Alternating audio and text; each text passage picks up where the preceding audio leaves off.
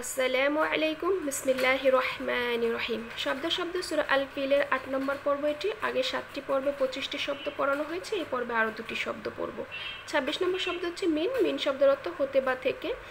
এখানে এই মিন শব্দের পূর্বের শব্দটি হচ্ছে বিহিজারতিন। তানবিন এসেছে, দুই জবর দুই জের দুই পেশকে তানবিন বলে। এই তানবিনের পরে মিমে তাসদিদ সহ এসেছে। এই মিম হচ্ছে একটি ঈদগমে বাগুন্নার হরফ। ঈদগমে বাগুন্নার হরফ ৪টি, মিম নুন ওয়াও ইয়া। নুন সাকিন বা তানবিনের পরে যদি এই ঈদগমের বাগুন্না হরফের যে কোনো একটি যদি তাসদিদ সহ আসে, সেক্ষেত্রে ঈদগমে বাগুন্না করে পড়তে হবে। ঠিক এভাবে বিহিজারতিম। ২৭ নম্বর শব্দ হচ্ছে সিজ্জিল। সিজ্জিল শব্দের অর্থ কঙ্করের স্থান বা নুড়ি পাথরের স্থান।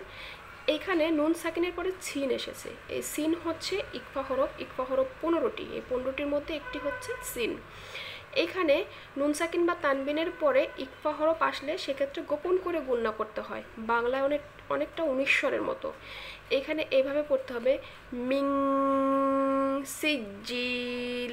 এবং এখানে একটু লক্ষ্য করি, ইয়া সাকিন ডাইনেজের মদের হরফের পরবর্তী হরফ হচ্ছে লাম। এখানে ওয়াকফের স্থান, অর্থাৎ ৪ নম্বর আয়াতটি এখানে শেষ হয়েছে। মদের হরফের পরবর্তী হরফে যদি ওয়াকফের স্থান হয়, সেক্ষেত্রে হচ্ছে ৩ আলিফ টেনে পড়তে হবে এবং একে বলে মদ্দে আরজি। তাহলে আমি সম্পূর্ণ আয়াতটি যদি মিলিয়ে পড়ি, তার মিহিম বিহিজারতিম মিন সিজ্জিল। এবং এর সরল অনুবাদ হবে যারা তাদের উপর পাথরের কঙ্কর নিক্ষেপ করেছিল।